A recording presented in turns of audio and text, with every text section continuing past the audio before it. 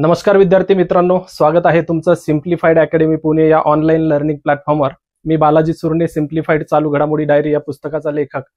आजपासून आपण एक नवीन सिरीज चालू करतोय चालू घडामोडी संदर्भात, जे की आपला 36वा अंक 37वा अंक या दोन अंकावरती बऱ्याच विद्यार्थ्यांची मागणी होती की लेक्चर सिरीज चालू करावी। तर 36व्या अंकावरती आपण सुरुवातीला एक टॉपिक वाईज लेक्चर सिरीज चालू करतोय। त्याच्यामध्ये जे काही आपले टॉपिक्स असतील, राजकीय घडामोडी, आर्थिक घडामोडी किंवा जे काही आपल्या पुस्तकाच्या सिरीज नुसार जे टॉपिक असतील त्या टॉपिक नुसार आपण चालू घडामोडी बघणार आहोत। या येणाऱ्या परीक्षांना ही सिरीज तुम्हाला खूपच उपयुक्त ठरणार आहे। आता कंबाईन ग्रुप बी ची मुख्य परीक्षा आहे, ग्रुप सी ची मुख्य परीक्षा येणार आहे। त्याच्यानंतर सप्टेंबर ऑक्टोबर मध्ये बऱ्याचशा पूर्व परीक्षा आहेत, ग्रुप सी, ग्रुप बी, राज्यसेवा वगैरे। तर ह्या सर्व परीक्षांना तुम्हाला नक्कीच उपयोगाचं ठरणारं लेक्चर सिरीज असणार आहे। तर 36वा अंक आणि 37वा अंक हे दोन अंक आपले या वर्षातले पब्लिश झालेले आहेत। 36व्या अंकामध्ये 1 डिसेंबर ते 28 फेब्रुवारी 2025 पर्यंतच्या घडामोडी आहेत आणि 37वा अंक जो आहे त्याच्या पुढचा 1 मार्च ते 10 मे या कालावधीतल्या घडामोडीवर आधारित आपला 37वा अंक मार्केटमध्ये उपलब्ध आहे। तुम्हाला महाराष्ट्रामध्ये कोणत्याही दुकानावरती हे पुस्तक भेटून जातील किंवा आपली सिम्प्लिफाईडची वेबसाईट आहे simplifiedcart.com, या ठिकाणी सुद्धा तुम्ही सवलतीच्या दरात घरपोच हे पुस्तक मिळवू शकता। तर पहिला जो आपला सुरुवात होणार आहे ती 36व्या अंकापासून होणार आहे। हे पुस्तक समोर ठेवून जर व्हिडिओ बघितला तर तुम्हाला अजून ते फायद्याचं ठरणार आहे। त्याचबरोबर पहिल्यांदा आपण राजकीय घडामोडी पासून सुरुवात करूयात। राजकीय घडामोडी हे तुम्हाला करंट अफेअर्स बरोबरच जे राज्यव्यवस्था आहे, राज्यव्यवस्थेअंतर्गत सुद्धा प्रश्न राजकीय घडामोडीच्या अनुषंगाने म्हणजे चालू घडामोडीच्या अनुषंगाने प्रश्न विचारले जातात। तर सुरुवात करूया आपल्या लेक्चरला। ठीक आहे, तर पहिला सगळ्यात महत्वाचा आपला टॉपिक असणार आहे आजचा पश्चिम विभागीय परिषदेची बैठक। सगळ्यात महत्वाचा टॉपिक यासाठी म्हणतोय की तुम्हाला पॉलिटीच्या दृष्टिकोनात सुद्धा मुख्य परीक्षेला याच्यावरती प्रश्न येऊ शकतो। तर याची एक बैठक आहे, पश्चिम विभागीय परिषदेची बैठक पार पडली। केंद्रीय गृहमंत्री अमित शहा यांच्या अध्यक्षतेखाली 22 फेब्रुवारी 2025 रोजी पुणे या ठिकाणी पश्चिम विभागीय परिषदेची बैठक पार पडलेली आहे। त्यालाच इंग्लिशमध्ये वेस्टर्न झोनल काउन्सिल असं म्हटलं जातं आणि ही 27वी विभागीय परिषद होती। सगळ्यात महत्वाचं लक्षात ठेवायचं, ही परिषद कोणत्या ठिकाणी पार पडली तर पुणे या ठिकाणी पार पडलेली आहे। पुण्यामध्ये पहिल्यांदाच या परिषदेचं आयोजन करण्यात आलं होतं। महाराष्ट्रात आतापर्यंत 8 वेळा परिषद पार पडली, त्यापैकी 7 वेळा मुंबई या ठिकाणी पार पडली होती। मुंबईच्या बाहेर पहिल्यांदाच पुण्यामध्ये पार पडलेली आहे। तर केंद्रीय गृह मंत्रालयाच्या अंतर्गत आंतरराज्य परिषद सचिवालयाद्वारे या परिषदेचं आयोजन केलं जातं। आता पश्चिम विभागीय परिषदेमध्ये कोणत्या राज्यांचा समावेश आहे हे सुद्धा तुम्हाला लक्षात ठेवायचंय। एकूण गुजरात, गोवा, महाराष्ट्र, दादरा नगर हवेली आणि दमण दीव म्हणजे 3 राज्य प्लस 1 केंद्रशासित प्रदेश अशा 4 सदस्य पश्चिम विभागीय परिषदेचे आहेत। आता दादरा नगर हवेली आणि दमण दीव यापूर्वी हे वेगवेगळे केंद्रशासित प्रदेश होते, मात्र 2020 ला या केंद्रशासित प्रदेशाचं विलीनीकरण झालेलं आहे। त्याच्यामुळं दादरा नगर हवेली आणि दमण दीव हे एकच केंद्रशासित प्रदेश आहे। विभागीय परिषदेसंदर्भात जर चालू घडामोडीवर डायरेक्ट प्रश्न विचारला तर थेट कोणत्या ठिकाणी झाली असा सुद्धा प्रश्न विचारला जाऊ शकतो। तर पुणे या ठिकाणी झाली हे एवढे लक्षात ठेवायचंय। त्याच्यानंतर आपण विभागीय परिषदेबद्दल जर माहिती पाहायची म्हटली, हा पॉलिटीच्या तुमच्या दृष्टिकोनातून महत्वाचा आहे। तर याची संकल्पना जवाहरलाल नेहरू यांनी 1956 मध्ये मांडलेली होती आणि याची स्थापना झाली 1957, हे वर्ष लक्षात ठेवा। एकूण 5 विभागीय परिषदाची स्थापना झाली 1957 ला। राज्य पुनर्रचना कायदा 1956 अंतर्गत या विभागीय परिषदेची एकूण 5 विभागीय परिषदा आहेत, उत्तर, मध्य, पूर्व, पश्चिम आणि दक्षिण विभागीय परिषद। म्हणजे जे भारत देशाचा मॅप जर बघितला तर उत्तर, दक्षिण, पूर्व, पश्चिम आणि मध्य अशा 5 विभागीय परिषद 1957 साली स्थापन करण्यात आला। त्याचे पदसिद्ध अध्यक्ष हे केंद्रीय गृहमंत्री असतात आणि संबंधित राज्याचे मुख्यमंत्री आणि केंद्रशासित प्रदेशाचे प्रशासक व नायब राज्यपाल हे या परिषदेचे सदस्य असतात। आणि उपाध्यक्षाचा जर विचार केला तर संबंधित राज्याचे मुख्यमंत्री आळपाळीने उपाध्यक्ष पद धारण करतात। राज्यपाल प्रत्येक राज्यातील आणखी 2 मंत्र्यांना परिषदेचे सदस्य म्हणून नामनिर्देशित त्या ठिकाणी करू शकतात.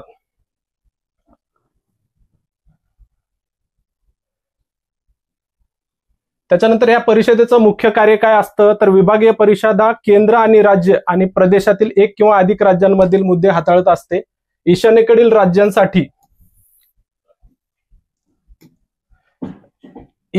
राज्यांसाठी ईशान्य परिषद कायदा 1972 अंतर्गत एक वेगळी ईशान्य परिषद स्थापन करण्यात आली. म्हणजे 1957चा जो कायदा होता त्याच्या अंतर्गत 5 समित्या स्थापन करण्यात आला आणि 1972ला ईशान्येकडील राज्यांसाठी एक वेगळी समिती परिषद स्थापन करण्यात आली. त्याच्यामुळे एकूण भारतामध्ये 6 परिषदा आहेत, हे लक्षात ठेवायचंय. आता जी पश्चिम विभागीय परिषद आहे त्याची पहिली बैठक जी पार पडली ती म्हैसूर या ठिकाणी 1957ला पार पडली. त्याच्यानंतर अलीकडच्या आपण 3-4 इथं हे दिलेले आहेत, कोणत्या ठिकाणी पार पडली, किती परिषद आला तर जोड्या लावायला प्रश्न विचारला जाऊ शकतो, त्यामुळे हे सुद्धा लक्षात ठेवू शकता. 23वी परिषद गांधीनगर या ठिकाणी पार पडली. 24वी पणजी गोवा या ठिकाणी पार पडली. 25वी परिषद दीव या केंद्रशासित प्रदेशाच्या ठिकाणी पार पडली आणि 26वी याच्या पूर्वीची परिषद जी आहे ती गांधीनगर गुजरातमध्ये 2023 या वर्षी पार पडलेली आहे. तर हा एक परीक्षेच्या दृष्टिकोनातून महत्वाचा मुद्दा या ठिकाणी आपण बघितलेला आहे. त्याच्यानंतर पुढची न्यूज आहे आपली मुख्य निवडणूक आयुक्तासंदर्भात. 26वे मुख्य निवडणूक आयुक्त म्हणून ज्ञानेश कुमार यांची नेमणूक करण्यात आलेली आहे. अतिशय महत्वाचा हा मुद्दा आहे. ज्ञानेश कुमार 17 फेब्रुवारी 2025 रोजी मुख्य निवडणूक आयुक्त म्हणून त्यांची नियुक्ती करण्यात आलेली आहे. निवडणूक आयोगाच्या सदस्यांच्या नियुक्तीबाबतचा जो नवीन कायदा केंद्र सरकारने 2023 मध्ये नवीन कायदा केलाय, त्या नवीन कायद्यानुसार त्यांची नेमणूक झालेली किंवा नवीन कायद्यानुसार मुख्य निवडणूक आयुक्तपदी नेमणूक झालेली ते पहिले मुख्य निवडणूक आयुक्त ठरलेले आहेत. त्यांचा कार्यकाळ हा 26 जानेवारी 2029 पर्यंत असतो. लक्षात ठेवा, मुख्य निवडणूक आयुक्तांचा जर कार्यकाळ बघितला तर किमान 6 वर्षांचा त्यांचा कार्यकाळ असतो किंवा 6 वर्षांचा त्यांचा कार्यकाळ असतो. तर 26 जानेवारी 2029 पर्यंत त्यांना कार्यकाळ लाभणार आहे. ते भारतातले एकूणात 26वे मुख्य निवडणूक आयुक्त ठरलेले आहेत. पहिले मुख्य निवडणूक आयुक्त होते सुकुमार सेन. भारताचे पहिले मुख्य निवडणूक आयुक्त सुकुमार सेन होते. आता हे ज्ञानेश कुमार हे 26वे मुख्य निवडणूक आयुक्त ठरलेले आहेत. त्यांनी जी जागा घेतली ती राजीव कुमार यांची जागा घेतलेली आहे.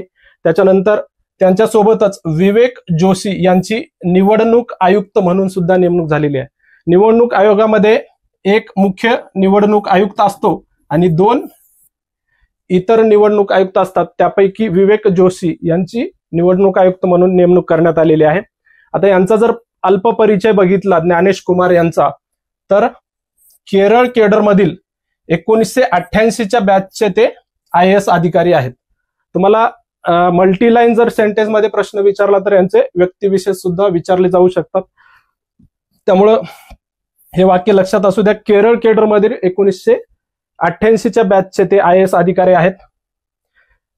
31 जानेवारी 2024 मध्ये केंद्रीय सहकार सचिव म्हणून ते निवृत्त झालेले आहेत. त्याच्यानंतर त्यांच्याबद्दलच इतर माहिती जर बघितली आपण तर 14 मार्च 2024 रोजी निवडणूक आयुक्त म्हणून त्यांची नेमणूक झाली होती.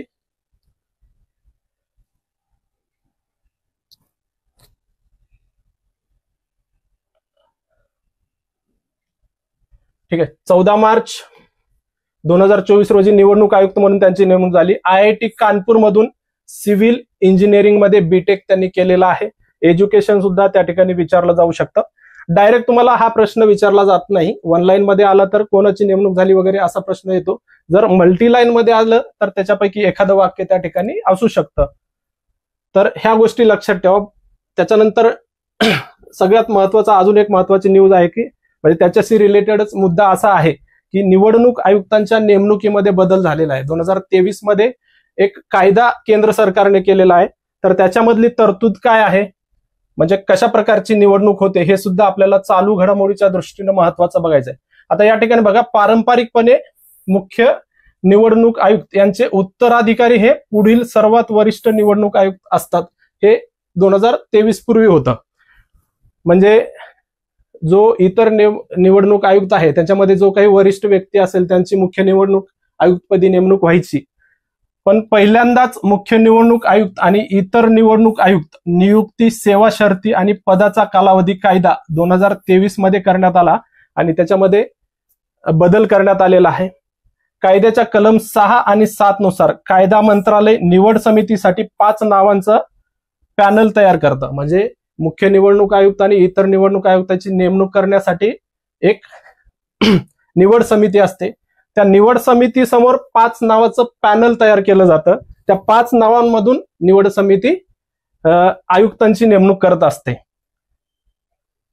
त्या निवड समितीमध्ये पंतप्रधान, कॅबिनेट मंत्री, लोकसभेतील विरोधी पक्ष नेते यांचा समावेश असतो. हे सगळ्यात महत्वाचं आहे. याच्यावरती प्रश्न तुम्हाला विचारला जाऊ शकतो की मुख्य निवडणूक आयुक्तांच्या निवड समितीमध्ये कोणाचा समावेश असतो. तर पंतप्रधान, त्याच्यानंतर कॅबिनेट मंत्री. कॅबिनेट मंत्री कोण असणार हे पंतप्रधान ठरवतात. त्याच्यानंतर लोकसभेतील विरोधी पक्षनेते, लोकसभेतील लक्षात ठेवायचे लोकसभेतील विरोधी पक्षनेते या तिघांची एक निवड समिती असते. ते निवडणूक आयुक्त नेमणूक करतात. आता या ठिकाणी सर्वोच्च न्यायालयाने एक निर्णय दिला होता.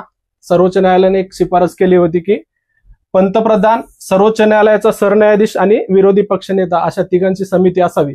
पण ते सर्वोच्च न्यायालयाची आदेश फेटाळून केंद्र सरकारने हा नवीन कायदा केलेला आहे आणि त्याच्यामध्ये ही निवड समिती असते. म्हणजे जे पॅनल शिफारस केलेलं असतं त्याच्यामधून निवडायचं असतं, पण ही समिती त्याच्यातून निवडू शकते किंवा बाहेरून इतर कोणत्याही व्यक्तीचा विचार त्या ठिकाणी करू शकते. कायद्याच्या कलम 6 मध्ये मुख्य निवडणूक आयुक्त आणि इतर निवडणूक आयुक्तांसाठी ही जी प्रक्रिया आहे, निवड प्रक्रिया, त्या कलमामध्ये दिलेली आहे. आता पुढची अजून एक महत्वाची न्यूज आहे ती राष्ट्रपती राजवटी संदर्भात आहे. आता रिसेंटली मणिपूरमध्ये राष्ट्रपती राजवट त्या ठिकाणी लागू करण्यात आली. राज्यपाल अजय कुमार भल्ला यांच्याकडून अहवाल मिळाल्यानंतर आपल्या ज्या राष्ट्रपती आहेत त्यांनी राज्यघटनेच्या कलम 356 अंतर्गत मणिपूरमध्ये 13 फेब्रुवारी 2025 मध्ये राष्ट्रपती राजवट लागू केलेली आहे. या 2 गोष्टी या ठिकाणी लक्षात ठेवायचे. कलम 356 अंतर्गत ही राष्ट्रपती राजवट लागू करण्यात आली आणि तारीख कधी लागू केली हे सुद्धा प्रश्न विचारला जाऊ शकतो. 13 फेब्रुवारी 2025 हे सुद्धा तारीख लक्षात ठेवायची आहे. आणि मणिपूरमध्ये ही राष्ट्रपती राजवट त्या ठिकाणी लागू करण्यात आली. आता राष्ट्रपती राजवट आणि याच्याशी तरतुदी जर घटनात्मक बघायला झाल्या तर 352 कलम तुम्ही ऐकला असेल. कलम 352 अंतर्गत केंद्र स्तरावरती राष्ट्रीय आणीबाणी लागू केली जाते. 356 अंतर्गत राष्ट्रपती राजवट किंवा त्याला राज्य आणीबाणी म्हणतो ते लागू केली जाते आणि 360 अंतर्गत वित्तीय आणीबाणी लागू केली जाते. हे राज्यघटनेचा पार्ट आहे, राज्य व्यवस्थेचा पार्ट आहे. तुम्हाला ते वाचताना लक्षात येईल. पण हे चालू घडामोडी संदर्भात तुम्हाला असा प्रश्न येऊ शकतो, कोणत्या ठिकाणी केली, कोणत्या कलमा अंतर्गत केली आणि कधी केली. तर ह्या तारखा सुद्धा महत्वाच्या आहेत.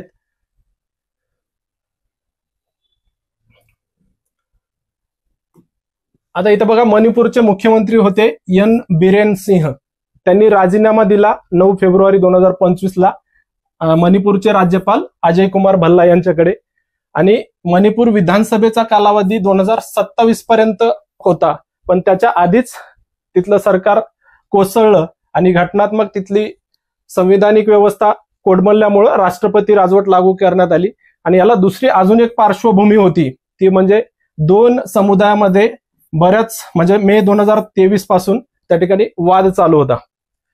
हे समुदाय लक्षात ठेवा, मैतेई आणि कुकी या 2 समुदायामध्ये वाद होता. मैतेई समुदायाला एसटी मध्ये दर्जा प्राप्त हवा होता, त्यामुळे त्यांनी आंदोलन केलं होतं. त्या आंदोलनातून ह्या दोघांमध्ये संघर्ष निर्माण झाला. मे 2023 पासून आजपर्यंत तो संघर्ष चालूच आहे. तर या राष्ट्रपती राजवटी मागील हे सुद्धा एक कारण त्या ठिकाणी आहे. आता हे काही फॅक्च्युअल मुद्दे आहेत. मणिपूरमध्ये सर्वाधिक 11व्यांदा राष्ट्रपती राजवट लागू करण्यात आली. आतापर्यंत भारताचा जर विचार केला तर मणिपूरमध्ये सगळ्यात जास्त 11व्यांदा राष्ट्रपती राजवट लागू करण्यात आली. 1967 मध्ये पहिल्यांदा मणिपूरमध्ये राष्ट्रपती राजवट लागू करण्यात आलेली आहे. आता याच्यावर मल्टीलाईन मध्ये जर प्रश्न आला तर हे 2-3 वाक्य त्या ठिकाणी तुम्हाला विचारले जाऊ शकतात.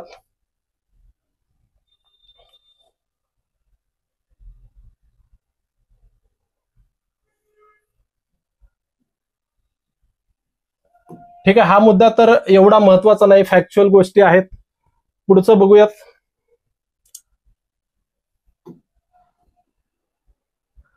तर अजून काही राष्ट्रपती राजवटी संदर्भात महत्वाचे मुद्दे आहेत ते आपण या ठिकाणी बघूयात. एकदाही राष्ट्रपती राजवट लागू न झालेली 2 राज्य आहेत भारतामध्ये, त्याच्यामध्ये छत्तीसगड आणि तेलंगणा. आता याचं कारण काय असू शकतं? छत्तीसगडची आणि तेलंगणाची अलीकडेच निर्मिती झाली. 2000 साली छत्तीसगडची निर्मिती झाली आणि तेलंगणाची 2014 साली झाली. त्याच्यामुळे त्या ठिकाणी अजूनपर्यंत तरी राष्ट्रपती राजवट त्या ठिकाणी लागू करण्यात आलेली नाही. सर्वाधिक वेळा आत्ताच बघितलंय आपण, मणिपूरमध्ये 11 वेळा राष्ट्रपती राजवट लागू झालेली आहे.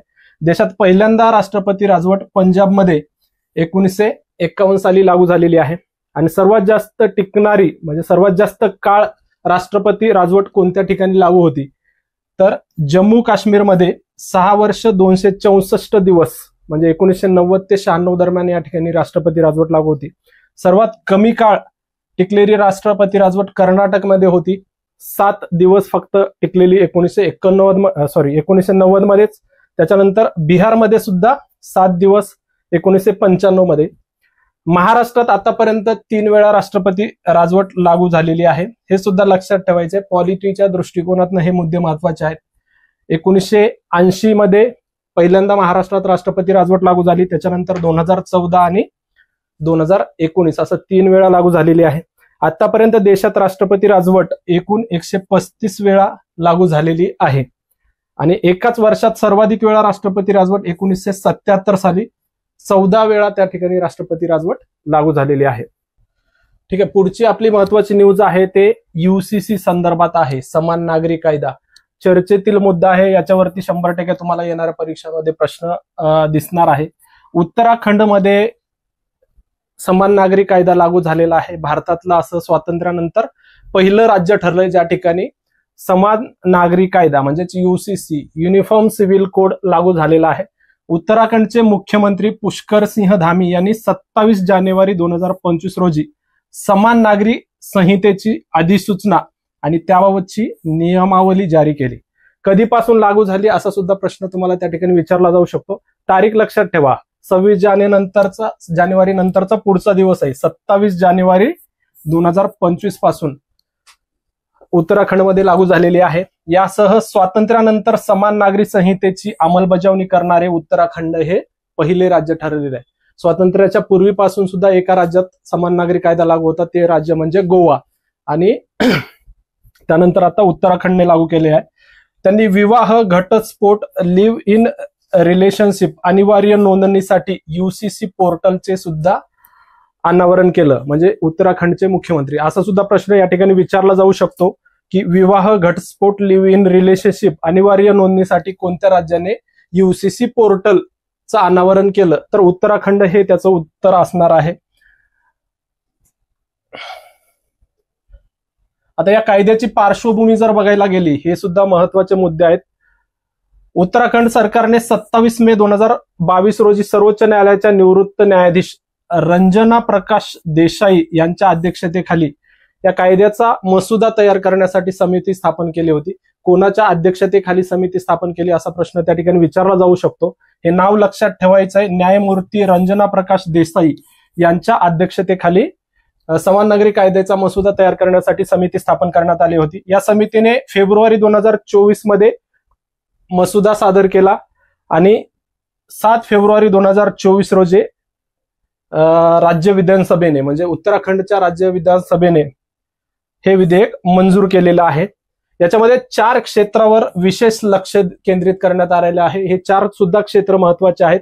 एक आहे विवाह, दुसरा आहे घटस्फोट, तिसरा आहे वारसा आणि चौथा आहे लिव्ह इन रिलेशनशिप. या 4 प्रमुख क्षेत्रावर लक्ष केंद्रित या कायद्यामध्ये करण्यात आलेलं आहे. त्याचे परिशिष्ट व कलम लक्षात ठेवण्याची गरज नाही, थेट प्रश्न तरी त्यावर येईल असं वाटत नाही.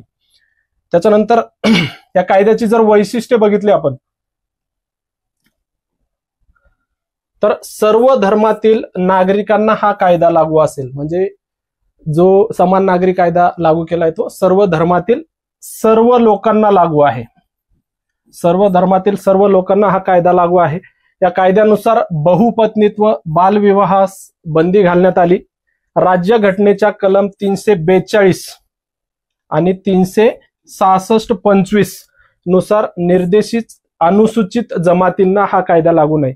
हे सुद्धा वाक्य या ठिकाणी महत्वाचं आहे. जो समान नागरी कायदा लागू केलाय त्याच्यातले कलम 342 तुम्हाला माहिती असेल, राज्यघटनेचा तुम्ही अभ्यास केला असेल तर राष्ट्रपतींना एखादी जमात अनुसूचित जमात आहे हे ठरवण्याचा अधिकार कलम 342 मध्ये दिलेला आहे. आणि कलम 366-25 मध्ये अनुसूचित जमातींची म्हणजे एसटी प्रवर्गाची व्याख्या त्या ठिकाणी देण्यात आलेली आहे. तर या 2 कलमाअंतर्गत ज्या काही अनुसूचित जमाती असतील, शेड्यूल्ड ट्राईब्स असतील, त्यांना हा कायदा लागू नाही. बाकी सर्व धर्मांना आणि सर्व नागरिकांना हा लागू आहे. विवाह, घटस्फोट, वारसा, लिव्ह इन आदींबाबत हक्कांचे संरक्षण त्या ठिकाणी कायद्याअंतर्गत देण्यात आलेले आहे. आणि या ठिकाणी विवाहानंतर 60 दिवसाच्या आत त्याची नोंदणी करण्याचं बंधनकारक कायद्याअंतर्गत करण्यात आलेलं आहे. त्याचे संबंधित राज्यघटनेतील काही राज्यव्यवस्था या सब्जेक्ट मधील काही महत्वाचे पॉइंट्स आहेत. तुम्हाला सर्वांना माहिती आहे कलम 44 मध्ये समान नागरी संहिता किंवा UCC संदर्भात तरतूद आहे, जी राज्य धोरणाची मार्गदर्शक तत्वे आपण म्हणतो. त्याच्यामध्ये कलम 44 मध्ये याची तरतूद दिलेली आहे. आतापर्यंत समान नागरी संहिता लागू असणारे गोवा हे भारतातील एकमेव राज्य होते. आता स्वातंत्र्यानंतर लागू करणाऱ्या उत्तराखंड पहिलं राज्य ठरलंय. गोव्यामध्ये 1867 पासून लागू आहे. तिथं पोर्तुगीजची सत्ता होती. पोर्तुगीज नागरी संहितेनुसार गोव्यामध्ये UCC लागू झालेला आहे. आता भारतामध्ये काही वैयक्तिक कायदे आहेत.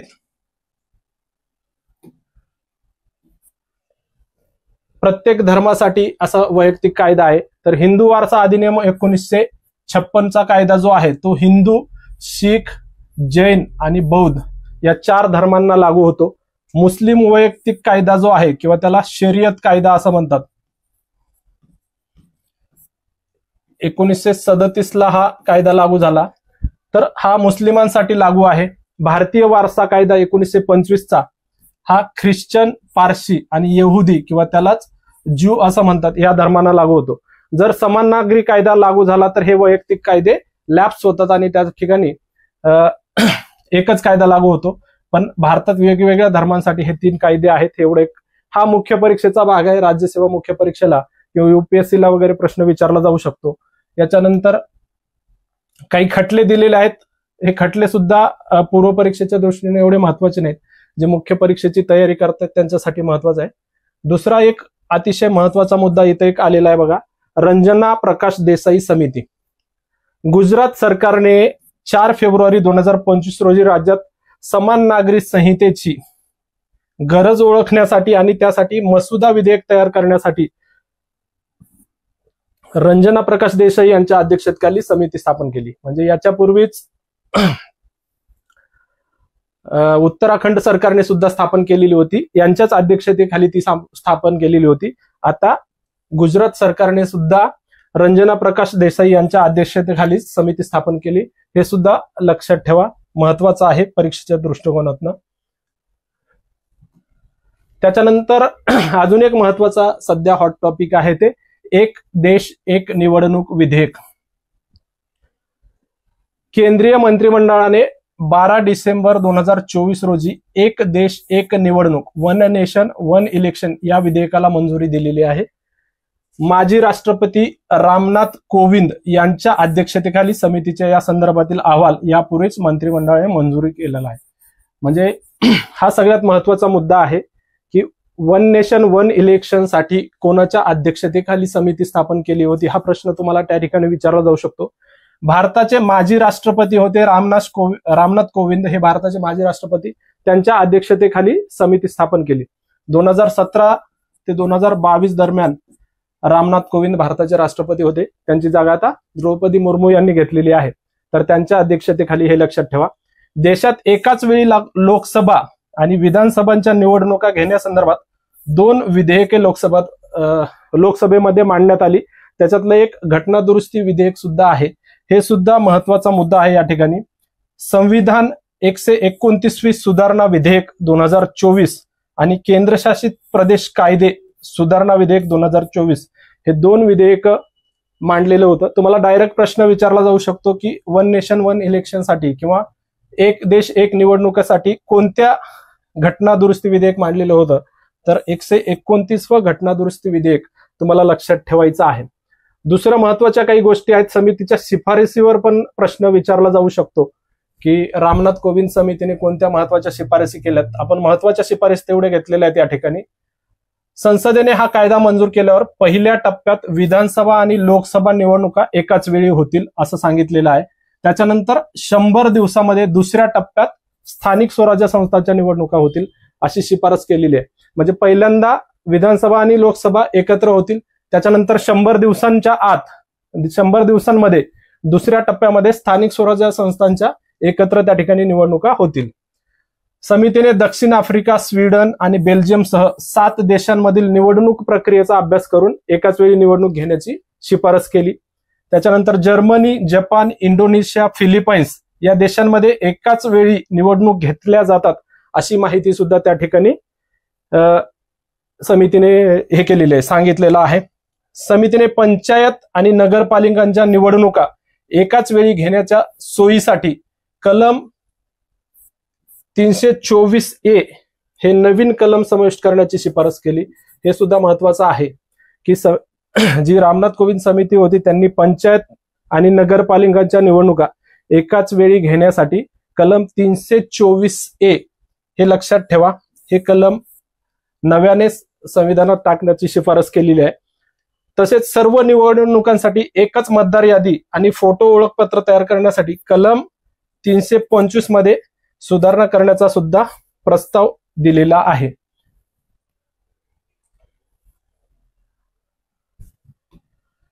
त्रिशंकू स्थिती किंवा अविश्वास प्रस्ताव आल्यास नवीन निवडणुका घेतल्या जातील, परंतु निर्वाचित सभागृहाचा कार्यकाळ पुढील सार्वत्रिक निवडणुकापर्यंतच असेल.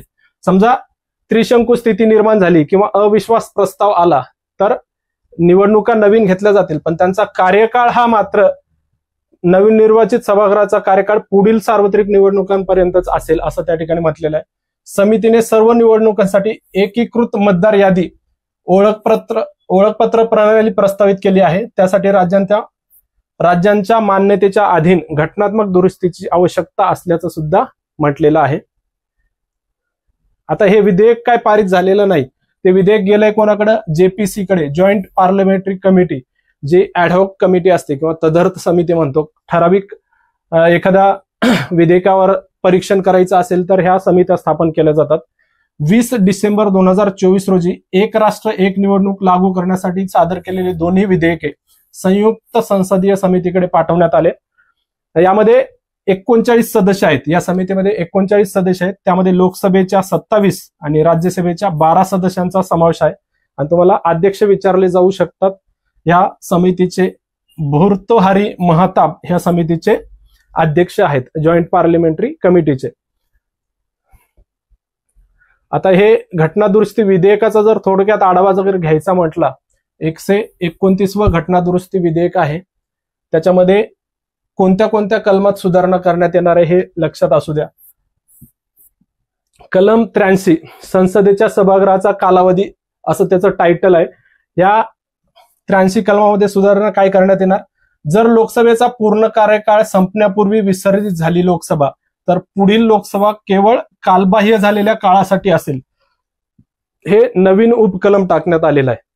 म्हणजे समजा 4च वर्षात लोकसभा विसर्जित झाली तर त्यांचा 1 वर्षाचा कार्यकाळ राहिलेला असतो. पुढील लोकसभा केवळ हा 1 वर्षाच्या काळासाठी असणार आहे. त्याच्यानंतर नवीन सभागृह मध्यावधी निवडणुकीत तर स्थापन झालेले नवीन सभागृह जुन्या सभागृहाचे सातत्य राखणार नाही अशी सुद्धा या कलमामध्ये तरतूद करण्यात येणार आहे. त्याच्यानंतर कलम 172 मध्ये सुद्धा सुधारणा करण्यात येणार आहे. राज्य विधिमंडळाचा कालावधी, हे तुम्हाला पॉलिटीमध्ये राज्यघटनेमध्ये महत्वाचे कलम आहेत. कलम 83 मध्ये संसदेच्या सभागृहाचा कालावधी याविषयी तरतूद आहे. कलम 172 मध्ये राज्य विधिमंडळाचा कालावधी याविषयी तरतूद आहे. तर कलम 83 मध्ये प्रस्तावित केलेल्या सुधारणाप्रमाणेच कलम 172 मध्ये सुद्धा सुधारणा प्रस्तावित आहेत. म्हणजे ह्या ज्या सुधारणा या ठिकाणी बघितल्या त्याच सुधारणा या कलम 172 मध्ये सुद्धा करण्यात येणार आहेत. कलम 327 मध्ये सुद्धा सुधारणा करण्यात येणार आहे. 327 कशा संदर्भात आहे तर विधिमंडळाच्या निवडणुकांबाबत तरतूद करण्याचा संसदेचा अधिकार असं टायटल त्या कलमाचं आहे. मतदार संघांचे सीमांकन, जे मतदारसंघ बदलतात तशी तरतूद आहे. दर लोकसंख्या जनगणनेनंतर मतदारसंघांचं सीमांकन केलं जातं. तर त्या सीमांकन या शब्दाच्या नंतर एक नवीन शब्द टाकण्यात येणार आहे, एकत्र निवडणुका आयोजित करणे. हे सुद्धा लक्षात ठेवा. कलम 327 मध्ये एकत्र निवडणुका आयोजित करणे हा शब्द त्या ठिकाणी टाकण्यात येणार आहे. हा मुद्दा सुद्धा पॉलिटीच्या दृष्टिकोनातून महत्वाचा आहे. आता एक नवीन कलम आपण बघितल्याप्रमाणे एक समाविष्ट करण्यात येणार आहे, 82A. एकाच वेळी होणाऱ्या निवडणुका असं या कलमाचं शीर्षक आहे. याचा अर्थ लोकसभा सर्व विधानसभासाठी एकत्र निवडणुका असा त्याचा अर्थ होतो.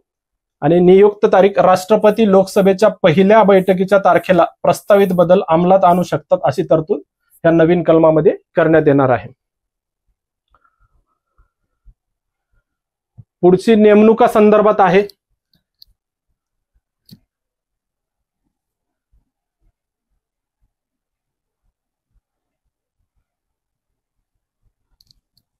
पुढची न्यूज आपली नेमणुका संदर्भात आहे. दिनेश वाघमारे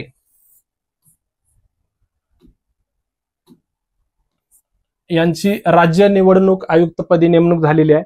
वैद्यकीय शिक्षण विभागाचे ते अतिरिक्त मुख्य सचिव होते. दिनेश वाघमारे यांची 20 जानेवारी 2024 रोजी महाराष्ट्र राज्य निवडणूक आयुक्तपदी नेमणूक करण्यात आलेली आहे. माजी मुख्य सचिव UPS मदान यांची मुदत सप्टेंबर, या ठिकाणी थोडीशी मिस्टेक झालेली आहे. माजी मुख्य सचिव नाहीये तर निवडणूक आयुक्त, म्हणजे राज्याचे निवडणूक आयुक्त, माजी निवडणूक आयुक्त UPS मदान यांची मुदत सप्टेंबर 2024 मध्ये संपली. तेव्हापासून राज्य निवडणूक आयुक्त पद रिक्त होतं. तर त्यांच्या जागी आता दिनेश वाघमारे यांची नेमणूक करण्यात आलेली आहे. ते महाराष्ट्राचे एकूण 7वे निवडणूक आयुक्त असतील. पुढील 5 वर्षांसाठी राज्याचे निवडणूक आयुक्त असतील. पुनर्नियुक्तीस मात्र ते पात्र राहणार नाहीत. हे सुद्धा तुम्हाला वन लाइनर मध्ये आलं तर थेट प्रश्न विचारला जाईल की राज्याच्या निवडणूक आयुक्तपदी कोणाची नेमणूक करण्यात आली. जर मल्टी सेंटेन्स मध्ये जर प्रश्न विचारला तर असा विचारला जाऊ शकतो की दिनेश वाघमारे यांच्या संदर्भात पुढील विधाने विचारात घ्या.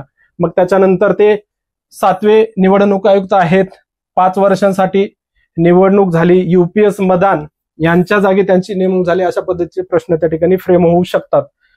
दुसरा महत्वाचा मुद्दा, राज्यघटनेच्या कलम 243K व कलम 243ZA आणि महाराष्ट्र राज्य निवडणूक आयुक्त अर्हता व नियुक्ती अधिनियम 1994 मधील तरतुदीस अनुसरून राज्यपालांद्वारे राज्य निवडणूक आयुक्तांची नेमणूक केली जाते.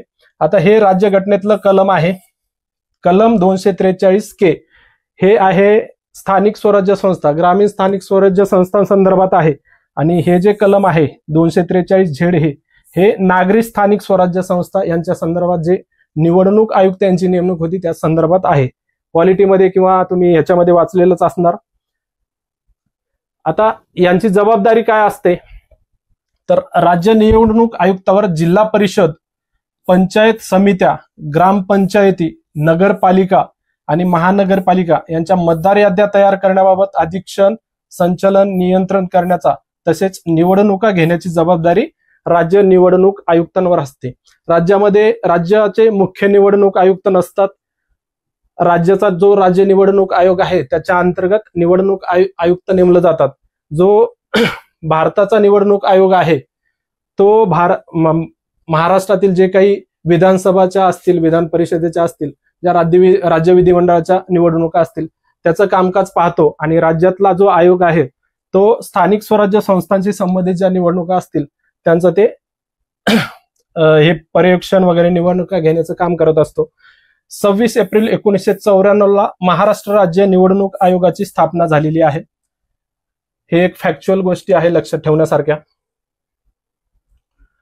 जर आतापर्यंतचे निवडणूक आयुक्त बघितले तर DN चौधरी हे महाराष्ट्राचे पहिले राज्य निवडणूक आयुक्त आहेत आणि 7वे आहेत ते दिनेश वाघमारे. 2025 पासून त्यांची नेमणूक झालेली आहे. आणि नीला सत्यनारायण या पहिल्या महिला राज्य निवडणूक आयुक्त आहेत. हे थोडस लक्षात ठेवा. आता वाघमारे यांचा जर अल्प परिचय आपण बघितला तर ते मूळ वर्धा जिल्ह्यातील गोजी या गावचे आहेत. 1994च्या बॅचचे ते IAS अधिकारी आहेत. त्याच्यानंतर त्यांनी नागपूरच्या विश्वेश्वरय्या इन्स्टिट्यूट ऑफ टेक्नॉलॉजी मधून इंजिनिअरिंगची पदवी घेतल्यानंतर IIT खरगपूरमधून MTech सुद्धा केलेलं आहे. म्हणजे नागपूरच्या इंजिनिअरिंग कॉलेजमध्ये त्यांनी इंजिनिअरिंगची पदवी घेतली. IIT खरगपूरमधून MTech केलेला आहे. त्याच्यानंतर इंग्लंडमधील ब्रेडफोर विद्यापीठातून त्यांनी विकास आणि प्रकल्प नियोजनात MSc केलेली आहे. नवी मुंबई आणि पिंपरी चिंचवड महापालिकांचे आयुक्त म्हणून सुद्धा काम केलेले आहे. जर मल्टीलाईन प्रश्न आला त्यांच्या संदर्भात योग्य किंवा अयोग्य विधान ओळखा या संदर्भातला जर प्रश्न आला तर ह्याच्यापैकी एखादं वाक्य 2 वाक्य त्या प्रश्नामध्ये तुम्हाला दिसू शकतं. थोडक्यात माहिती आहे, लक्षात ठेवण्याचा प्रयत्न करायचा आहे. ऊर्जा आणि सामाजिक न्याय विभागाचे सचिव, विभागीय सचिवपद त्यांनी भूषवलेले आहे. विदर्भ वैधानिक विकास महामंडळाचे सचिव म्हणून सुद्धा त्यांनी काम केलेले आहे. बुलढाण्याचे जिल्हाधिकारी, यवतमाळ आणि वाशिम जिल्ह्याचे जिल्हा परिषदांचे मुख्य कार्यकारी अधिकारी पद सुद्धा त्यांनी भूषवलेलं आहे. पुढची महत्वाची न्यूज आहे ती देवेंद्र फडणवीस यांच्या संदर्भात आहे. महाराष्ट्राचे मुख्यमंत्री म्हणून देवेंद्र फडणवीस यांनी पदभार स्वीकारलेला आहे. 15व्या विधानसभा निवडणुका पार पडल्यात. त्या निवडणुकांमध्ये 31वे मुख्यमंत्री म्हणून देवेंद्र फडणवीस यांनी 5 डिसेंबर 2024 रोजी मुंबईतील आझाद मैदान या ठिकाणी शपथ घेतली. 15वी विधानसभा निवडणूक होती आणि 31वे ते मुख्यमंत्री ठरलेले आहेत. महाराष्ट्राचे राज्यपाल CP राधाकृष्णन यांनी त्यांना पद व गोपनीयतेची शपथ दिलेली आहे. आता त्यांच्या संदर्भात काही महत्वाचे मुद्दे लक्षात ठेवायचे आहे. तर फडणवीस यांनी 3ऱ्यांदा शपथ घेतली, म्हणजे 3 वेळा ते मुख्यमंत्री झाले. 3ऱ्यांदा शपथ घेणारे सुद्धा ते 3रे व्यक्ती आहेत. या संदर्भात पुढे माहिती आहे ते बघणारच आहोत आपण. फडणवीस यांनी 3ऱ्यांदा शपथ घेतली. पहिल्यांदा 2014 ते 2019 मध्ये ते मुख्यमंत्री होते. त्याच्यानंतर 2019 मध्ये भाजप व राष्ट्रवादी काँग्रेस सरकारचे ते 72 तासांसाठी मुख्यमंत्री होते. तुम्हाला तो सकाळचा शपथविधी, पहाटेचा शपथविधी माहिती असेल. त्यावेळेस सुद्धा त्यांनी शपथ घेतलेली. त्यांचा जर अल्प परिचय बघितला तर त्यांचा जन्म 22 जुलै 1970 नागपूर या ठिकाणी झालेला आहे.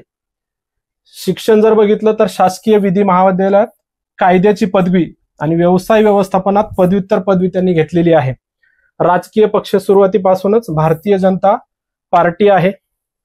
सध्याचा मतदारसंघ लक्षात ठेवा, दक्षिण पश्चिम नागपूर मतदारसंघातून ते आमदार या पदावर निवडून आलेले आहेत. 1992 पहिली निवडणूक लढवली, नगरसेवक म्हणून ते निवडून आले. त्याच्यानंतर 97 ते 99 नागपूरचे 2 वेळा महापौर होते. वयाच्या 27व्या वर्षी नागपूरचे सर्वात तरुण महापौर त्या ठिकाणी ते ठरलेले होते. त्यावेळी भारतातील दुसरे सर्वात तरुण महापौर सुद्धा त्यावेळी ठरलेले आहेत. 1999 मध्ये भारतीय जनता युवा मोर्चाचे प्रदेशाध्यक्षपद त्यांनी भूषवलं. 1999 पहिल्यांदा विधानसभा सदस्य झाले, हे सुद्धा लक्षात ठेवायचं आहे. पश्चिम नागपूरमधून त्यांनी निवडणूक त्यावेळी जिंकलेली होती. 2001 मध्ये भारतीय जनता युवा मोर्चाचे राष्ट्रीय अध्यक्ष झाले. 2013 ते 15 दरम्यान ते भाजपचे प्रदेशाध्यक्ष होते. ही लाईन महत्वाची आहे. 2014 ते 19 मध्ये राज्याचे पहिल्यांदा ते मुख्यमंत्री झाले. वयाच्या 44व्या वर्षी मुख्यमंत्री झाले. शरद पवार यांच्यानंतर महाराष्ट्राचे दुसरे सर्वात तरुण मुख्यमंत्री ठरलेले आहेत. 38व्या वर्षी शरद पवार हे आतापर्यंतचे महाराष्ट्राचे सर्वात तरुण मुख्यमंत्री ठरले होते. त्याच्यानंतर देवेंद्र फडणवीस हे दुसरे सर्वात तरुण मुख्यमंत्री ठरलेले आहेत. त्याच्यानंतर 19 ते 22 दरम्यान विधानसभा विरोधी पक्ष नेते म्हणून सुद्धा त्यांनी काम केले. ते 22वे विरोधी पक्ष नेते होते विधानसभेचे. 2022 ते 24 या कालावधीमध्ये राज्याचे उपमुख्यमंत्री म्हणून सुद्धा काम केले. राज्याचे 9वे उपमुख्यमंत्री म्हणून सुद्धा देवेंद्र फडणवीस यांनी काम केलेलं आहे. 1999 पासून ते आजपर्यंत सलग 6 वेळा ते आमदार म्हणून निवडून आले आहेत. अखिल भारतीय विद्यार्थी परिषद तसेच राष्ट्रीय स्वयंसेवक संघाचे सुद्धा ते सदस्य होते. त्यांनी काही 2 पुस्तकं लिहिलेली आहेत. जेव्हा मुख्यमंत्री पदावर होते त्यावेळेस त्यांनी अर्थसंकल्प सोप्या भाषेत एक पुस्तक लिहिलेलं आहे. त्याच्यानंतर आत्मनिर्भर भारत महाराष्ट्र आत्मनिर्भर भारत हे सुद्धा पुस्तक लिहिलेलं आहे. ही एक लाईन महत्वाची आहे. मुख्यमंत्री पदानंतर उपमुख्यमंत्री होणारे पहिले नेते ठरलेले आहेत आणि उपमुख्यमंत्री पदानंतर मुख्यमंत्री होणारे सुद्धा ते पहिले मुख्यमंत्री ठरलेले आहेत. व्यक्तिविशेष महत्वाचा आहे. कधी कधी प्रश्न त्याच्यावरती विचारला जाऊ शकतो. त्यांना मिळालेले पुरस्कार जर बघितले, ली कॉन यू या फेलोशिप मिळालेली आहे. स्कूल ऑफ पब्लिक पॉलिसी सिंगापूरने ली कॉन यू ही फेलोशिप त्या ठिकाणी दिलेली आहे. Outstanding leadership in development award अमेरिकेतील जॉर्ज टाउन विद्यापीठ आहे, त्यांनी हे पुरस्कार दिलेला आहे. त्यांना मानद डॉक्टरेट सुद्धा मिळालेला आहे ओसाका सिटी युनिव्हर्सिटी जपान या ठिकाणी. त्याच्यानंतर नागभूषण पुरस्कार सुद्धा त्यांना नागभूषण फाउंडेशन तर्फे देण्यात आलेला होता. उत्कृष्ट संसदपटू कॉमनवेल्थ पार्लमेंट असोसिएशन द्वारे त्यांना हा पुरस्कार दिलेला आहे. Business reformer of the year Economics टाइम्सचा हा सुद्धा पुरस्कार मिळालेला आहे. थोडंसं जास्त फॅक्च्युअल होतंय पण परीक्षेच्या दृष्टिकोनातून महत्वाचं आहे, ते तुम्हाला लक्षात ठेवणं गरजेचं आहे. महाराष्ट्राच्या मुख्यमंत्री पदाबद्दल जर माहिती बघायची असेल तर पहिले मुख्यमंत्री होते यशवंतराव चव्हाण. 1960 ते 62 दरम्यान त्यांनी मुख्यमंत्रीपद भूषवलेले आहे. सर्वाधिक काळाचा जर विचार केला, सर्वाधिक काळ वसंतराव नाईक हे 1967 ते 75 11 वर्ष 78 दिवस त्यांनी मुख्यमंत्री हे पद भूषवलेलं आहे. सर्वात कमी काळ आता मागे बघितल्याप्रमाणे देवेंद्र फडणवीस यांनी 72 तास मुख्यमंत्री पद भूषवलेलं आहे. सर्वाधिक वेळाचा जर विचार केला तर शरद पवार यांनी 4 वेळा मुख्यमंत्रीपद भूषवले. सर्वात तरुण शरद पवार, सर्वात वयस्कर पृथ्वीराज चव्हाण 64 वर्ष, 3 वेळा मुख्यमंत्री वसंतराव नाईक, वसंतदादा पाटील आणि देवेंद्र फडणवीस या तिघांनी 3 वेळा मुख्यमंत्रीपद भूषवलेलं आहे. काका पुतण्या मुख्यमंत्री वसंतराव नाईक आणि सुधाकरराव नाईक, पिता पुत्र मुख्यमंत्री शंकरराव चव्हाण आणि अशोक चव्हाण. हे सगळं फॅक्च्युअल डेटा हा पॉलिटीसाठी महत्वाचा आहे. मुख्य परीक्षेला वगैरे याच्यावरती प्रश्न फ्रेम होऊ शकतो. पूर्व परीक्षेला तरी थेट प्रश्न याच्यावर विचारला जाणार नाही. राज्याच्या इतिहासात वसंतराव नाईक आणि देवेंद्र फडणवीस या 2च मुख्यमंत्र्यांनी 5 वर्षाचा सलग कार्यकाळ पूर्ण केलेला आहे. ठीक आहे, हे मुख्यमंत्री पदाबद्दल माहिती बघितली. आता उपमुख्यमंत्रीपदी सुद्धा 2 उपमुख्यमंत्र्यांची नेमणूक झालेली आहे. माजी मुख्यमंत्री आणि शिवसेना नेते एकनाथ शिंदे आणि राष्ट्रवादी काँग्रेस पक्षाचे अजित पवार यांनी उपमुख्यमंत्री पदाची शपथ घेतली. राष्ट्रवादी काँग्रेसचे अध्यक्ष अजित पवार यांनी विक्रमी 6व्यांदा उपमुख्यमंत्री पदाची शपथ घेतलेली आहे. 2010 मध्ये त्यांनी पहिल्यांदा उपमुख्यमंत्री पदाची शपथ घेतली होती. हे एक मुद्दे लक्षात ठेवायचे आहेत परीक्षेच्या दृष्टिकोनातून. हे पॉलिटीचा डेटा आहे. 1978 पहिल्यांदा महाराष्ट्रामध्ये उपमुख्यमंत्री हे पद निर्माण झालं. त्याच्यानंतर पहिले उपमुख्यमंत्री होते नाशिकराव तिरपुडे. उपमुख्यमंत्री पदावर सर्वाधिक काळ अजित पवारच होते. आपण बघितले 6व्यांदा त्यांनी हे केलेलं आहे. आणि सर्वात कमी कार्यकाळ जर विचार केला तर अजित पवार 3 दिवस म्हणजे 72 तास सर्वात कमी कार्यकाळासाठी उपमुख्यमंत्री होते. हे गोष्टी लक्षात ठेवण्याची एवढी आवश्यकता नाही. मुख्य परीक्षेला वगैरे त्याच्यावरती येऊ शकतो. पण हा सुद्धा महत्वाचा मुद्दा आहे पुढचा आपला. आराध्य न्यायमूर्ती आराध्य मुंबई न्यायालयाचे मुख्य न्यायाधीश म्हणून त्यांची नेमणूक झालेली आहे. तर न्यायमूर्ती आलोक आराध्य यांनी 21 जानेवारी 2025 रोजी मुंबई उच्च न्यायालयाचे 48वे मुख्य न्यायाधीश म्हणून शपथ घेतलेली आहे. तुम्हाला डायरेक्ट प्रश्न विचारला याच्यावरती तर मुंबई उच्च न्यायालयाचे 48वे मुख्य न्यायाधीश म्हणून कोणाची नेमणूक झाली असा प्रश्न विचारला जाऊ शकतो. तर आलोक आराध्य हे नाव लक्षात ठेवायचं आहे. महाराष्ट्राचे राज्यपाल जे सध्या CP राधाकृष्णन आहेत त्यांनी त्यांना पदाची शपथ दिली. त्यांनी न्यायमूर्ती देवेंद्र कुमार उपाध्याय यांची जागा घेतलेली आहे. आता त्यांचा अल्पपरिचय विचारला जाऊ शकतो. यापूर्वी मुख्य न्यायाधीशपदी ज्यांची नेमणूक झाली होती त्यांच्याबद्दल सुद्धा प्रश्न येऊन गेलेला आहे. त्यांचा अल्पपरिचय लक्षात ठेवा. त्यांचा जन्म 1964 रायपूर छत्तीसगड राज्यामध्ये रायपूर या ठिकाणी झाला.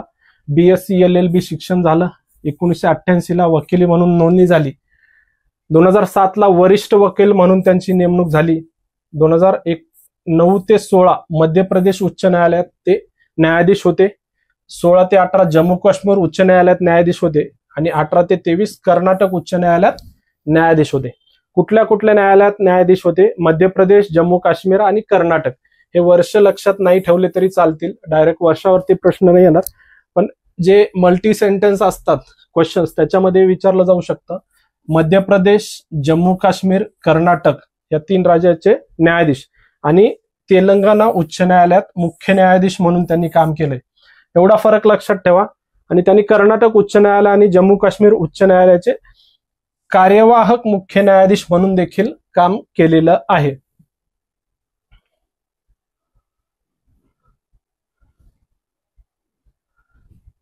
आता मुंबई उच्च न्यायालयाबद्दल जर माहिती बघितली, हे सगळा GSचा भाग आहे. मी प्रत्येक वेळी तुम्हाला तेच सांगतोय. बऱ्याचदा जेव्हा चालू घडामोडी संदर्भात प्रश्न येतात तर ह्याच्यावरती प्रश्न येतात. ह्यावरती जे काही प्रश्न येतील ते तुम्हाला पॉलिटी या विषयाअंतर्गत येतात. आता जर तुम्ही बघितलं पॉलिटी आणि इकॉनॉमिक्सचे जे काही प्रश्न असतात ते करन्सी रिलेटेड काही ना काही त्याचा टच असतो. तर मुंबई उच्च न्यायालयाची स्थापना 14 ऑगस्ट 1862 ला झाली. म्हणजे 1862 मध्ये एकूण 3 चार्टर्ड हायकोर्टची स्थापना झाली होती.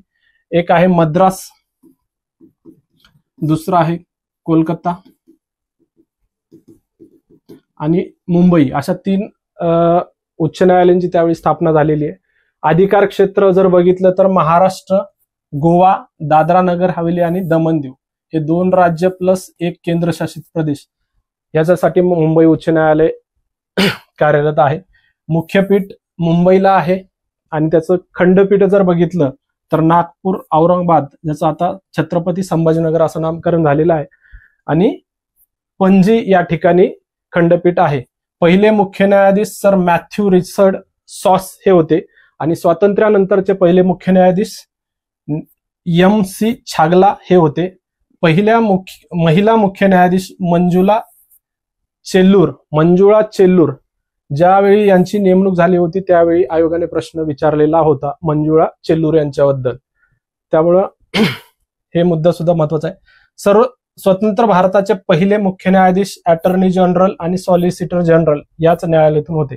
म्हणजे भारताचे पहिले मुख्य न्यायाधीश, पहिले अटॉर्नी जनरल आणि पहिले सॉलिसिटर जनरल हे मुंबई उच्च न्यायालयाचे होते. न्यायालयातील 8 जणांची नियुक्ती पुढे भारताच्या सरन्यायाधीशपदी झालेली आहे.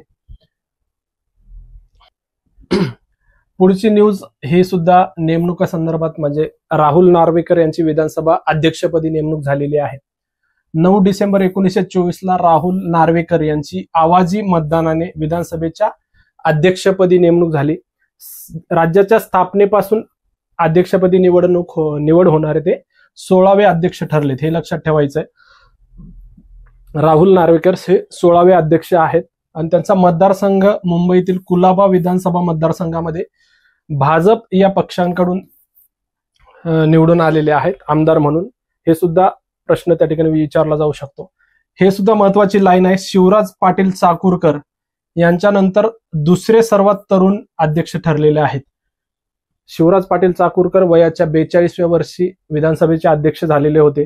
त्याच्यानंतर 47व्या वर्षी वयाच्या राहुल नार्वेकर अध्यक्ष झालेले आहेत. त्यामुळे ते दुसरे सर्वात तरुण झालेले आहेत आणि सलग दुसऱ्यांदा निवड होणारे दुसरे अध्यक्ष ठरलेले आहेत, सलग दुसऱ्यांदा विधानसभा अध्यक्षाचे अध्यक्ष होणारे दुसरे अध्यक्ष ठरलेत.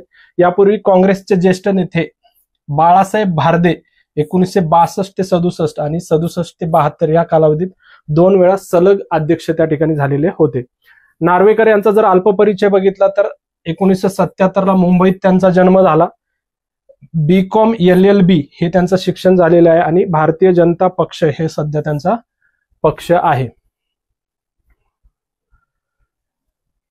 2014 पर्यंत ते शिवसेना पक्षात होते. 14 मध्ये राष्ट्रवादी काँग्रेस पक्षात गेले.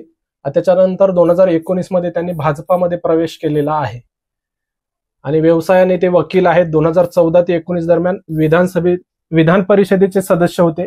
15 ते 16 राष्ट्रकुल संसदीय मंडळ महाराष्ट्र शाखेचा उत्कृष्ट भाषण पुरस्कार त्यांना मिळालेला आहे.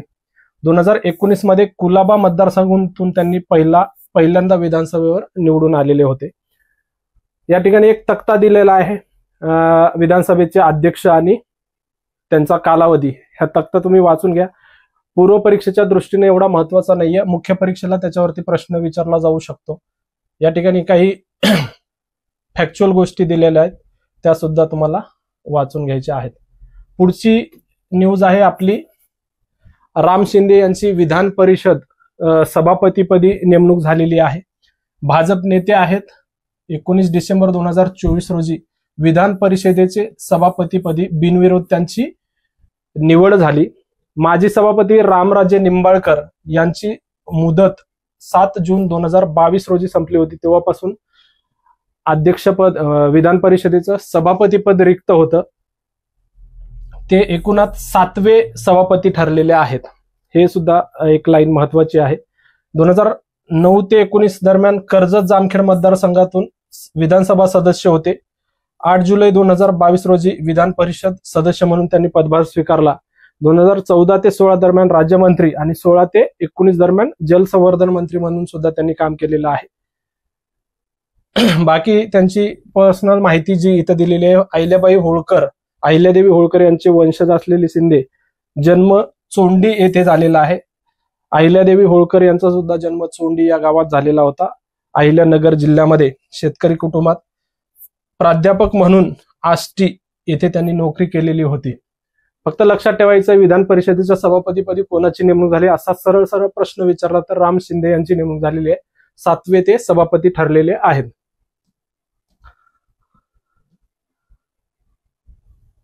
एकूण 7 सभापती आतापर्यंत झालेले आहेत विधान परिषदेचे. पहिले 20 पागे 1960 ते 78 दरम्यान होते. त्याच्यानंतर रामकृष्ण गावी, जयंत टिळक, नारायण फरांडे, शिवाजीराव देशमुख, रामराजे निंबाळकर असे एकूण 6 झालेत आणि 7वे आता राम शिंदे झालेले आहेत.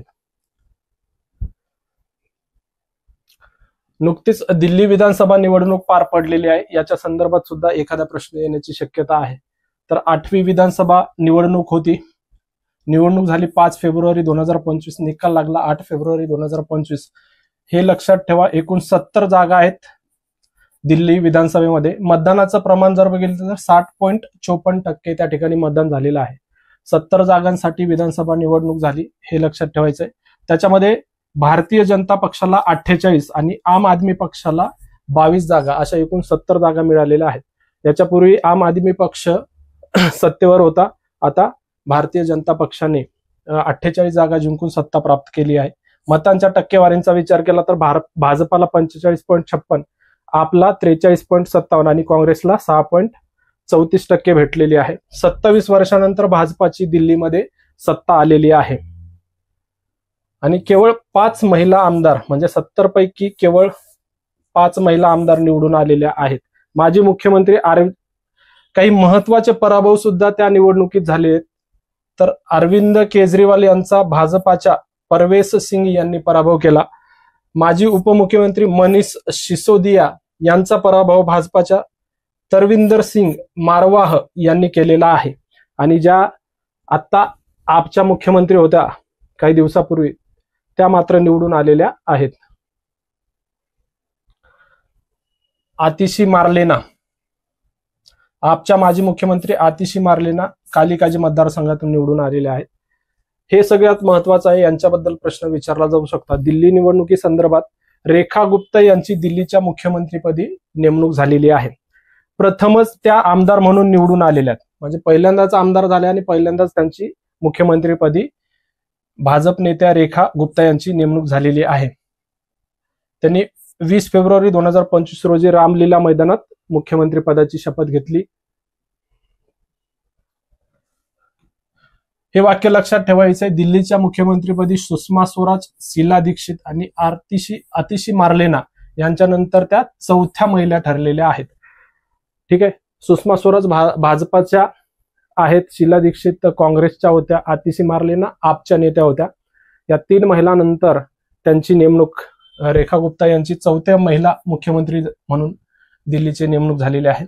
दिल्लीच्या एकूणात त्या 9व्या मुख्यमंत्री ठरल्या. चौथ्या महिला 9व्या मुख्यमंत्री आहेत.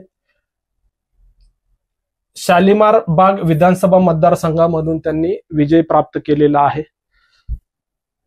आम आदमी पक्षाच्या उमेदवार वंदना कुमारी यांचा त्यांनी पराभव केला. त्यांचा जन्म मात्र दिल्लीचा वगैरे नाहीये, तर ते हरियाणा या राज्यांमध्ये 1974 जुलाना हरियाणा येथे त्यांचा जन्म झालेला आहे. राष्ट्रीय स्वयंसेवक संघ म्हणजेच RSSच्या सक्रिय सदस्य आहेत त्या. त्यांनी दिल्ली महानगरपालिकेत नगरसेवक म्हणून 3 टर्म पूर्ण केल्या. आपला राजकीय प्रवास अखिल भारतीय विद्यार्थी परिषदेपासून केला. बरेच भाजपाचे जे नेते आहेत अखिल भारतीय विद्यार्थी परिषदेमधूनच वर आलेले आहेत.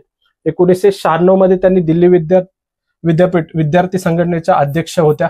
1996 मध्ये त्या दक्षिण दिल्ली नगर परिषदेच्या महापौर म्हणून सुद्धा काम केलेलं आहे.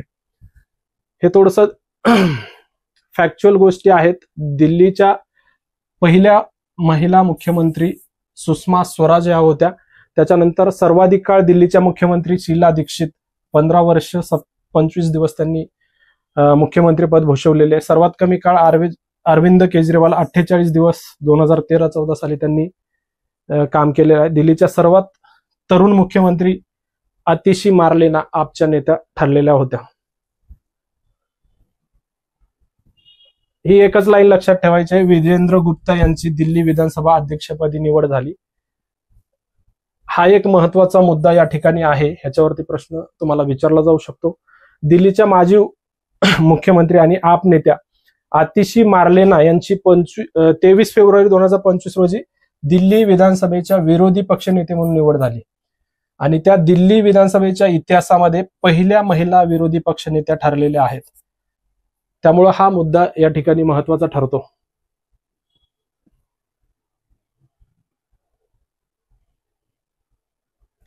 त्याच्यानंतर आपल्या संक्षिप्त घडामोडी आहेत, ह्याच्यावरती डायरेक्ट 1 लाइनर स्वरूपाचे प्रश्न तुम्हाला विचारले जाऊ शकतात. त्यामुळे जेवढं शक्य होईल तेवढं फास्ट रिव्हिजन घेण्याचा प्रयत्न करूयात आपण. पहिली न्यूज आहे, UP विधानसभेत भाषांतरकाराची सुविधा देण्यात आलेली आहे. उत्तर प्रदेश विधानसभा भाषांतरकाराची सुविधा असलेली देशातील पहिली विधानसभा बनलेली आहे. सगळ्यात महत्वाचा प्रश्न डायरेक्ट तुम्हाला या ठिकाणी विचारला जाईल. विधानसभा भाषांतरकाराची सुविधा असलेली देशातील पहिली विधानसभा कोणती? तर उत्तर प्रदेश हे त्याचं उत्तर असायला पाहिजे. त्याच्यानंतर एक ADR नावाची संस्था आहे, असोसिएशन ऑफ डेमोक्रेटिक रिफॉर्म्स, त्यांनी एक अहवाल दिला. राष्ट्रीय पक्षांना मिळालेल्या देणगी संदर्भात 17 फेब्रुवारी 2025 ला अहवाल दिलेला आहे. त्यामध्ये सर्वाधिक देणग्या भाजप या पक्षाला मिळालेल्या आहेत. 2023-24 या आर्थिक वर्षाचा विचार केला तर भाजपाला सर्वाधिक 4340.47 कोटी रुपयांची देणगी मिळाली. त्याच्यानंतर देशातील सर्वात जुना पक्ष काँग्रेस 1225.119 कोटी रुपयाची देणगी मिळालेली आहे. तर लक्षात ठेवा की ADR या संस्थेनुसार सर्वाधिक देणगी भारतीय जनता पक्षाला मिळालेली आहे. मतदान निधीला अमेरिकेची कात्री. अमेरिकेतील सरकारी कार्यक्षमता विभागाने म्हणजे डिपार्टमेंट ऑफ गव्हर्नन्स इफिशियन्सी हे एक नवीन विभाग आहे. त्या विभागाच्या अध्यक्षतेखाली इलॉन मस्क, तुम्हाला स्पेसएक्सचे उद्योगपती म्हणजे अध्यक्ष इलॉन मस्क माहित असेल, त्यांची या कार्यक्षमता विभागापदी अध्यक्षपदी नेमणूक झालेली आहे. खर्च कपातीसाठी अनेक घोषणा केलेल्या आहेत त्या विभागाने. हा अमेरिकेचा विभाग आहे. तर भारतात मतदानाचे प्रमाण वाढवण्यासाठी ज्या काही तरतुदी केल्या होत्या त्या $2,10,00,000 निधीला कात्री लावण्यात आलेली आहे या विभागाकडून. फक्त त्यामध्ये लक्षात एवढंच ठेवायचे की कोणत्या देशाचं म्हणजे कोणत्या देशाच्या सरकारी कार्यक्षमता विभागाने निवडणूक मतदान निधी जो आहे त्याला कात्री लावली असा स्वरूपाचा प्रश्न विचारला जाऊ शकतो. हे एक महत्वाचा मुद्दा आहे. 12वी राष्ट्रीय पेन्शन अदालत पेन्शन आणि पेन्शनधारक कल्याण विभागाने 13 फेब्रुवारी 2025 रोजी नवी दिल्ली या ठिकाणी केंद्रीय मंत्री डॉक्टर जितेंद्र सिंह यांच्या अध्यक्षतेखाली 12वी राष्ट्रव्यापी पेन्शन अदालत आयोजित केली होती. कुठं पार पडली? नवी दिल्लीला. अध्यक्ष कोण होते? डॉक्टर जितेंद्र सिंह. आणि 12वी पेन्शन अदालत होती, एवढं लक्षात ठेवा.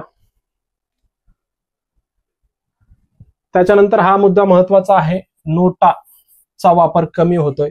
जो नन ऑफ द अबो नावाचं बटन असतं आपल्या ईव्हीएम वर, तर त्याचा वापर सातत्याने कमी होत आहे असं लक्षात येत आहे. मागील 3 लोकसभा निवडणुकीत नोटा नन ऑफ द अबो मताचा वापर कमी होत असल्याचे निवडणूक आयोगाच्या ॲटलस 2024 अहवालात म्हटले आहे. ॲटलस 2024 हा अहवाल कोणत्या आयोगाने किंवा कोणत्या संस्थेने जाहीर केला असं सुद्धा तुम्हाला विचारलं जाऊ शकतं. त्यावेळेस लक्षात ठेवायचं की निवडणूक आयोगाने जाहीर केलेला आहे. 2014चा जर विचार केला तर नोटा मतांची टक्केवारी होती 1.08%. 2024 मध्ये ती 0.99% आली.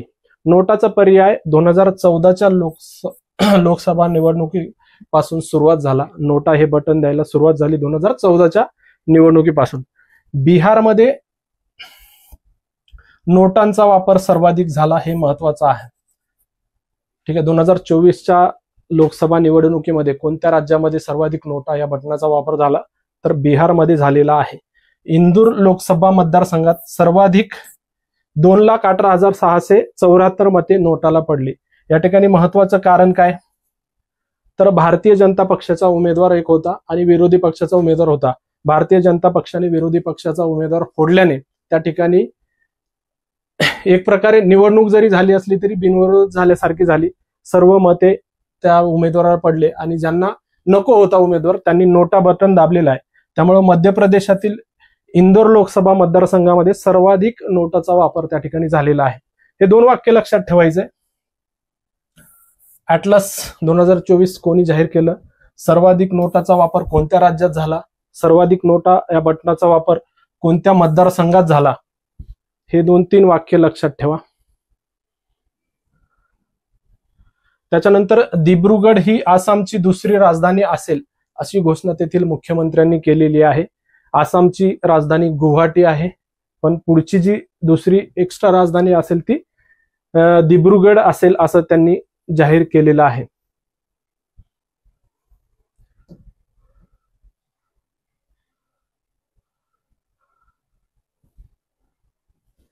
ठीक आहे. पुढचा आपण त्रिपुराने एक नवीन आपला लोगो जाहीर केलाय, एवढं लक्षात ठेवा.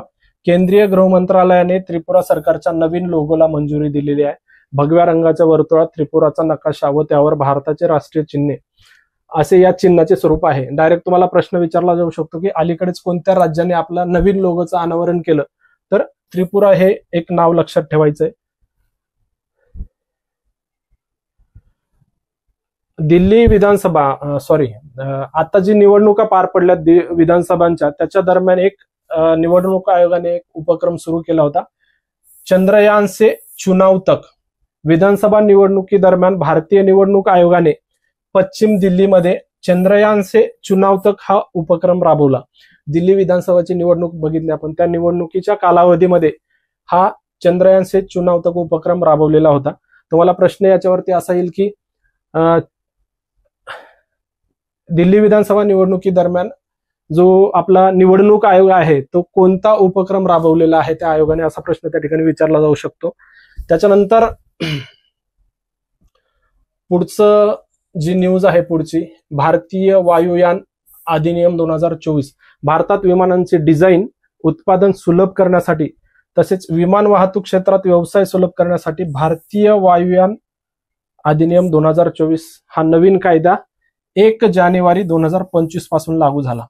तुम्हाला डायरेक्ट प्रश्न या तारखेवरती विचारला जाऊ शकतो किंवा ह्या कायद्याने 1934च्या कायद्याची जागा घेतली. हे 2 मुद्दे या ठिकाणी लक्षात ठेवायचे आहेत. पुढचा आहे प्रोटेम स्पीकर. आता प्रोटेम स्पीकर ही संकल्पना तुम्ही राज्यव्यवस्था ह्याच्या पुस्तकामध्ये तुम्ही वाचलेली असणारच आहे किंवा त्याला हंगामी अध्यक्ष सुद्धा मराठीमध्ये बोललं जातं. तर जेव्हा नवीन विधानसभा निवडणूक होते त्याच्यानंतर एक हंगामी अध्यक्ष निवडला जातो. त्या महाराष्ट्राच्या विधानसभेच्या हंगामी अध्यक्षपदी त्यावेळी भारतीय जनता पक्षाचे आमदार कालिदास कोळंबकर यांची नियुक्ती करण्यात आली. CP राधाकृष्णन हे राज्यपाल, त्यांनी पदाची शपथ दिली. विधिमंडळाच्या 3 दिवसाच्या विशेष अधिवेशनात त्यांच्या अध्यक्षतेखाली सभागृहाचं कामकाज पार पडलेलं आहे. 15व्या राज्य विधानसभेत 288 नवनिर्वाचित आमदारांना त्यांनी शपथ दिलेली आहे. ठीक आहे. मुंबईच्या वडाळा मतदारसंघातून ते 9 वेळा निवडून आलेले आहेत. यापूर्वी 2014 मध्ये सुद्धा त्यांनी हंगामी अध्यक्ष म्हणून काम केलेलं आहे.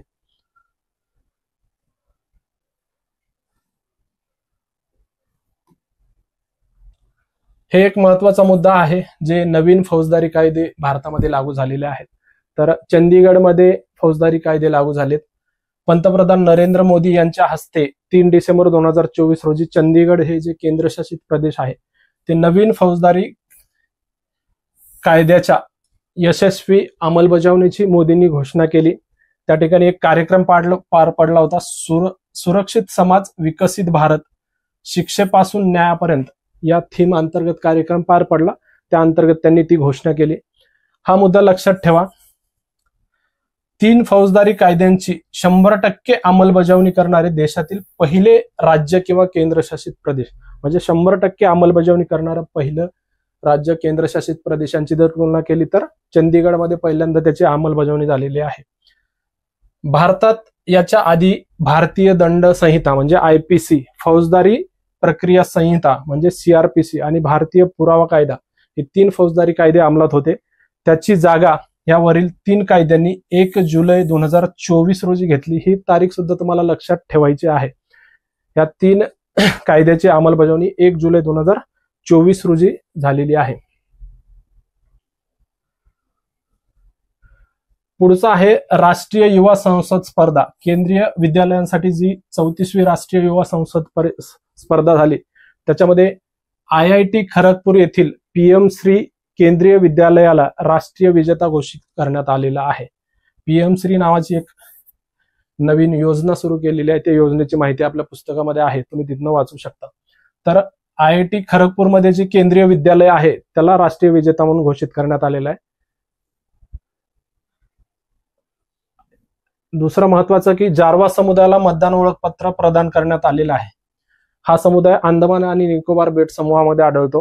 पूर्वी हिंस्र आणि एकांत प्रिय म्हणून ओळखल्या जाणाऱ्या अंदमान निकोबार येथील आदिम जारवा समुदायाला 19 जणांना प्रशासनाने ओळखपत्र दिलेलं आहे. तुम्हाला या ठिकाणी प्रश्न विचारला जाऊ शकतो की कोणत्या समुदायाला पहिल्यांदाच ओळखपत्र त्या ठिकाणी प्रदान केलेलं आहे, निवडणूक ओळखपत्र, मतदार ओळखपत्र.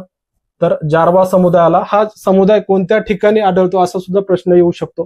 तर अंदमान आणि निकोबार बेटे हे लक्षात ठेवायचं आहे. पुढचा आहे न्यायिक अधिकाऱ्यांच्या निवृत्ती वयात वाढ केलेली आहे. आंध्र प्रदेशातील न्यायिक अधिकाऱ्यांच्या निवृत्ती वयामध्ये वाढ झाली, एवढं एक लक्षात ठेवा. वय होतं 60 ते आता 61 केले, 1 वर्षांनी वाढवलेलं आहे.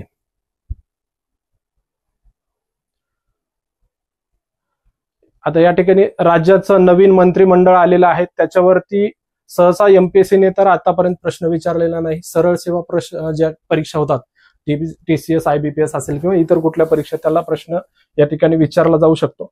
पूर्ण यादी आपल्या पुस्तकामध्ये आहे, तिथनं तुम्ही ते वाचू शकता. बाकी एवढा महत्वाचा मुद्दा नाहीये जे MPSC किंवा इतर परीक्षेच्या संदर्भात. ठीक आहे. अशा प्रकारे आपण राजकीय घडामोडी बघितलेल्या आहेत 36व्या अंकामधल्या. तर राजकीय घडामोडी हा पूर्ण टॉपिक आपण या ठिकाणी घेतलाय. हा नक्की तुम्हाला कसा वाटला हे आम्हाला तुम्ही कमेंटच्या माध्यमातून कळवू शकता, किंवा आपल्या पुस्तकाच्या मागे नंबर असे आहेत त्या नंबरवर तुम्ही व्हॉट्सअप वगैरे करून कळवू शकता. दुसरी एक महत्वाची अनाउन्समेंट इथं एवढी सांगायची आहे की ही 2 पुस्तके सध्या मार्केटमध्ये अवेलेबल झालेले आहेत. एक महाराष्ट्राचा भूगोल रिव्हिजन नोट्स म्हणून आपण काढलेला आहे. पूर्णतः मॅप्स आणि इन्फोग्राफिक्स स्वरूपाचा हा पुस्तक आहे. एकदा नक्की पहा, पुस्तक खूप छान झालेलं आहे. जेवढा काही परीक्षेच्या दृष्टिकोनातून महत्वाचा डेटा आहे महाराष्ट्राच्या भूगोल संदर्भात, नोट्स स्वरूपात आणि PYQ सह व्यवस्थित आपण त्या पुस्तकामध्ये डिझाईन करून दिलेला आहे. त्याच्यानंतर तुम्हाला जे काही कंबाईन ग्रुप BC च्या मुख्य परीक्षेला छोटासा टॉपिक आहे पर्यावरणासंदर्भात, ते सुद्धा एकदम छोटंसं पुस्तक मस्त बनवलेलं आहे. ते सुद्धा एकदा चाळून बघा, आवडल्यास नक्की घ्या. कारण पुस्तक दोन्ही पण खूप छान पद्धतीने मांडणी केलेली आहे. सर्वसमावेशक अशा नोट्स रिव्हिजन स्वरूपात दिलेल्या आहेत. पुन्हा भेटूया पुढच्या व्हिडिओमध्ये. थँक्यू.